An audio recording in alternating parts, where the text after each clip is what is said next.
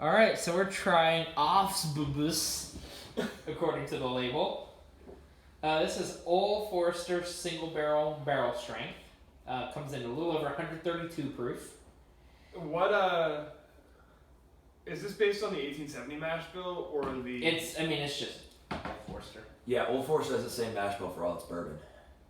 Really? Yep. The difference is aging. Yep. That's what makes the regular standard a little bit different from the 1870. Yep. Interesting. And then the 1897 is just bottle of bond and then double it. Yep. Yeah. Okay.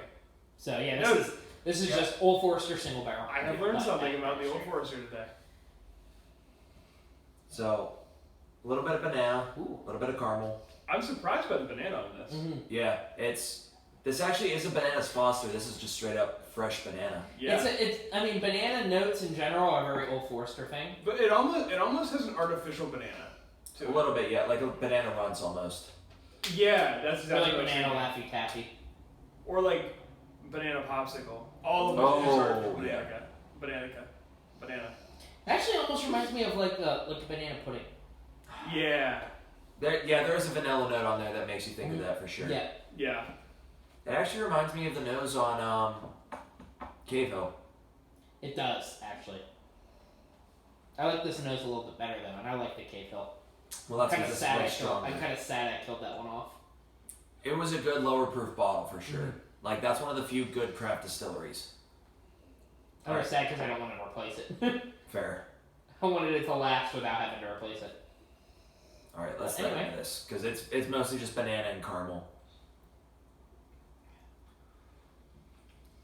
Brown sugar.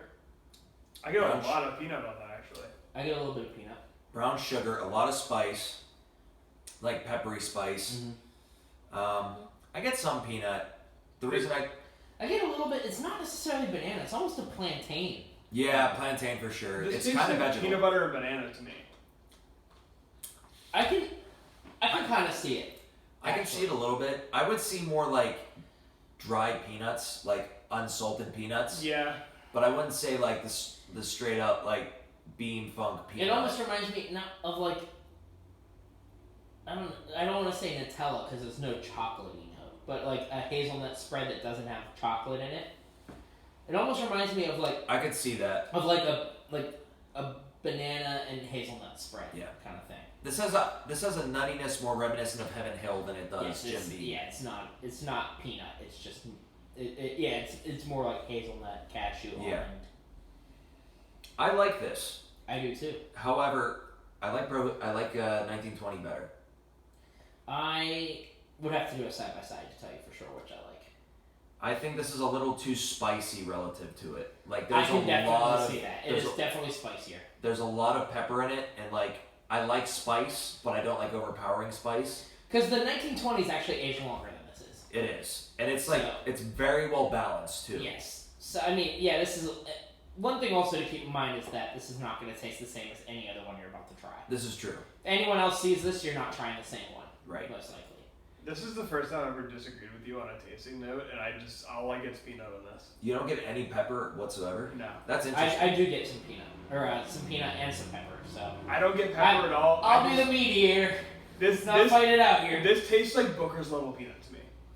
I don't get. No, I don't get that at all. I don't get that much. I do get some peanut, but I don't get nearly that. It's actually, again, for me, it's more reminiscent of like hazelnut or almond. I get like a trail mix at this point. Like it's like a bunch of mixed nuts between pistachio, peanut. I can see that. Hazelnut, almond. I get a strong nutty note to it, but I can't place it as being peanut.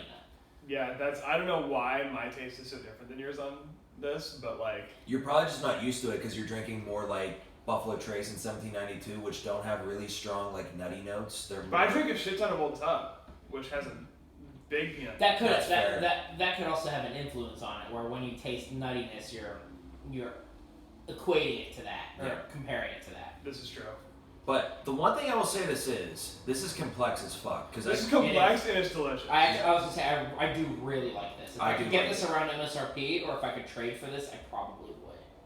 The only thing that's keeping me from thinking about getting this, even at MSRP, is again I think 1920 is a better whiskey than this. That's the one thing. That's one where I would have to try it side by side to tell. Right. Because I do get more I don't banana disagree, out of this than but I do out of I that. don't.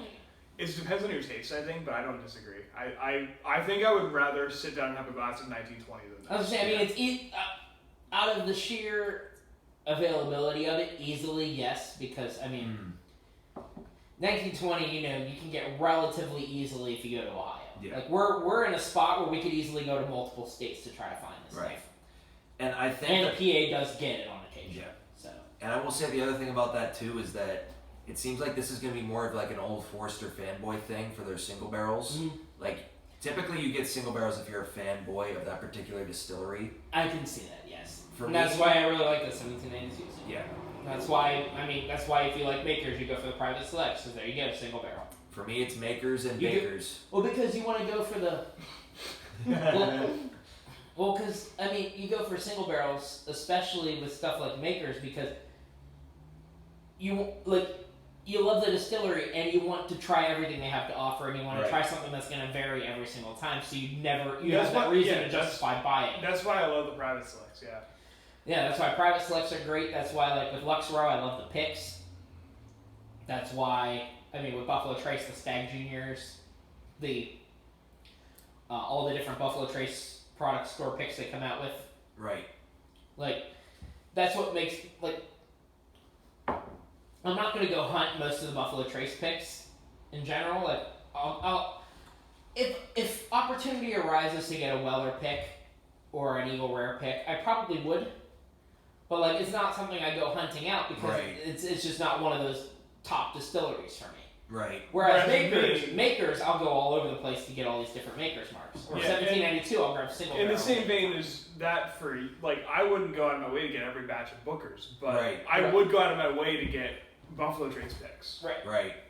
I mean, yeah, Booker's is pretty much the equivalent. Yeah. And that's why for And me, makers, yeah. and that's why I will say that about this. 1920 is like the middle of the road, high proof, consistent product Old Forester makes. I like Old Forester, but they're maybe, I don't even know if they crack my top 5 distilleries. I would agree agree. with that. I agree. The only two that I would go and actively purchase would be the 1910 and 20. I have to agree with that. I would also at the $30 range buy the Old Forester 100 proof and the 100 proof rye, because those are both great at the price. Well, those are I actually salt. disagree. I think I would rather have the 1920 and the 1870. I don't. Really? Yeah, Yeah. I love the flavor of the 1870.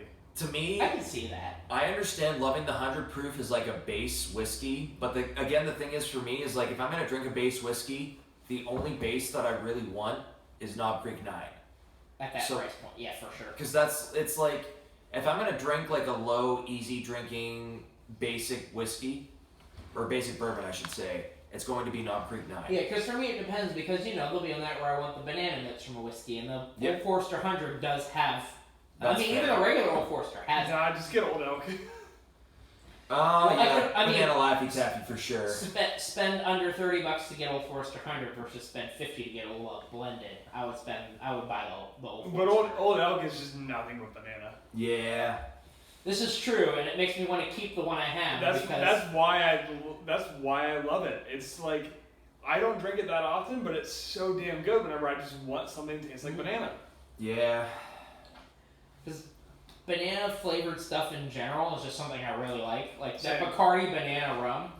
I absolutely love that. Oh, shit. agreed. It's not. It doesn't taste like banana. It tastes like this sort of sweet kind of in between. When I found out it was going on clearance in PA, I went and bought 2 more bottles. I think I have just under 2 full bottles of that stuff. But yeah, this is something where like this is really good, and I can definitely see that there's the people who would appreciate the hell out of this. This is one of those ones where if it comes up in the $50-$60 range, yeah, I'll fucking buy it. Yeah. But I don't know if I'd buy it to keep or to trade, just because I know that someone will appreciate it more than me. For sure. But I also would not argue if I had this bottle and I kept it. At all. Yeah. No, this is easily a very enjoyable bottle. The only thing I have against it is that I think 1920 is better, at least for this barrel we're tasting. Mm-hmm. And I don't care And enough that's the about... other thing. We don't know if this is a great bottle or if this is the worst bottle that they've made. Right. And as someone who's not an Old Forester fanboy, and probably won't be because I found my 2 bottles from them I like, I'm not going to go hunting for this, and I'm not going to risk it on this bottle whenever I know 1920 is solid This and is exactly fair, what I yeah. want from Old Forester. But I mean, again, that being said, it definitely drank a little under the proof too. This is 132. Yeah, this is bull. It drank at maybe 115, 120. I would I would agree say with that, yeah. No, The, this does drink the well. flavor definitely hit. I mean, the flavor was obviously cask strength. Yeah. Like, because it. I don't think the flavor was lacking anything. No. Yeah, this is the flavor profile is exactly what it is, and you know to some degree what you're gonna get. I mean, it tasted like an Old Forester product. Yeah. Right off the bat, like it would be hard to convince me otherwise. Yeah, if you're an Old Forester fanboy, I get can this. see this being a really good cask strength Old Elk pick because of the banana. But Yeah. there are other aspects you get that you smooth. That's do baby leak. Yes. Understandable. I went too fast. Same. Coming back home from Erie, be like,